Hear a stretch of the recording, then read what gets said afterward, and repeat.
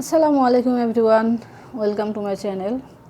আজকে আমি আপনাদের সামনে এমন একটা সাবজেক্টের সাজেশন নিয়ে আলোচনা করব, যেটা হচ্ছে 17th and 18th century non fictional pros. এটা একটা প্রোজ। তো এই 17th and 18th century non fictional pros সাবজেক্টের পার্ট বি এবং সি এর জন্য আমি সাজেশনটা আলোচনা করব আজকে। তো পার্ট সি এর জন্য আমি যে কোশ্চেনগুলো চুজ করেছি সেগুলো হলো, নাম্বার 1-এ আছে ব্যাকন, ফ্রান্সিস ব্যাকনের এসেস থেকে। Bacon's essays never fail to attack readers, অথবা Bacon's as an essayist discuss.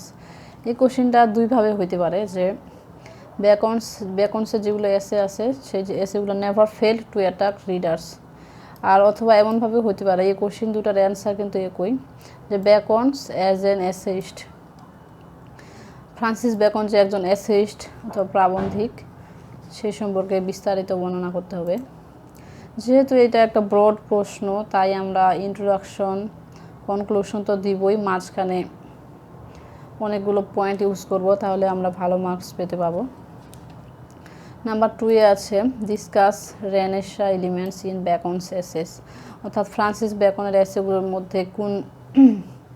এসেগুলোর মধ্যে যে রেনেসা এলিমেন্টগুলো ইউজ করা হয়েছে সেই সম্পর্কে বিস্তারিত আলোচনা করতে হবে।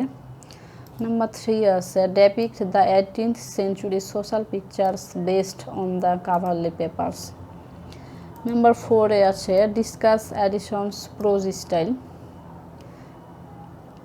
নাম্বার 5-এ আছে discuss the character of Sir রজারের ক্যারেক্টার সম্পর্কে আলোচনা করতে হবে। Number 6, discuss Johnson's art of writing criticism and biography. Number 7-এ আছে discuss the life of Cowley as a literary criticism. যে লাইফ অফ কাউলি, এই এসেটা যে একটা লিটারেরি ক্রিটিসিজম, সেই সম্পর্কে বিস্তারিত বর্ণনা করতে হবে।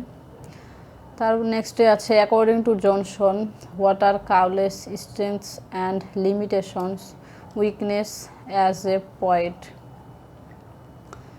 অর্থাৎ কাউলের যে স্ট্রেংথস এবং লিমিটেশনগুলো ছিল অ্যাজ এ পোয়েট হিসেবে, জনসনের মতে অ্যাজ এ পোয়েট হিসেবে যে কাউলের স্ট্রেংথ আর লিমিটেশন অথবা উইকনেসগুলো ছিল, সেই সম্পর্কে লিখতে হবে। নাম্বার 9-এ আছে discuss epic qualities found in Davideis. Evaluate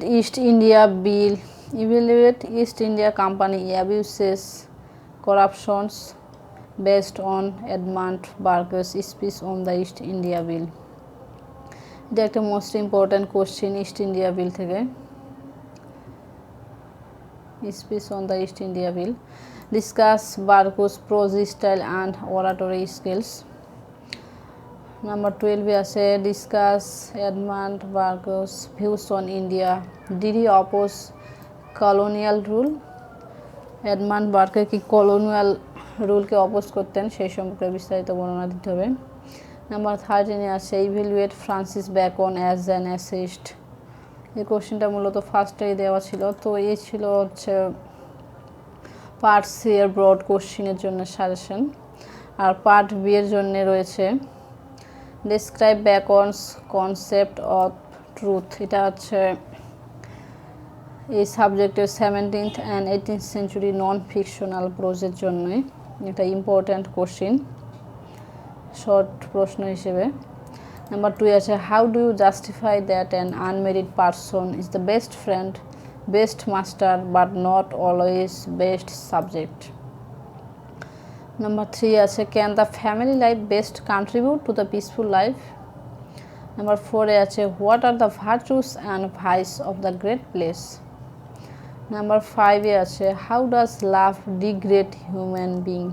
অর্থাৎ ফ্রান্সিস ব্যাকনের যে অফ লাভ থেকে এই প্রশ্নটা করা হয়েছে মূলত। নেক্সটে আছে why do people get fascinated to tell lies. Number 7-এ আছে write a short note on Sir Roger de Coverley. Number 8-এ আছে how does Steele portray the character of the clergyman. Number 9 এ আছে how did Sir Roger die, Sir Roger die কীভাবে মারা গেলেন sir রোজার, সেটা লিখতে হবে। নাম্বার 10 এ আছে write a short note on Addison's wit and humour in his essays. অ্যাডিসনের যে হচ্ছে উইট এবং হিউমারগুলো তার প্রবন্ধে ফুটে উঠেছে সেই সম্পর্কে বিস্তারিত বর্ণনা করতে হবে। What are the features of metaphysical poetry, metaphysical পোয়েট্রির কী কী বৈশিষ্ট্য রয়েছে সেই সম্পর্কে আলোচনা করতে হবে। Write a short note on metaphysical concept. Number 13 আছে what ironies do you find regarding Sir Roger's religious activities. Number 14 এ আছে write in brief the nature of English rule in India. Number 15 এ আছে how is the East India Company charter different from other charter. Number 16 এ আছে what do you know about, what do you understand by chartered rights of man.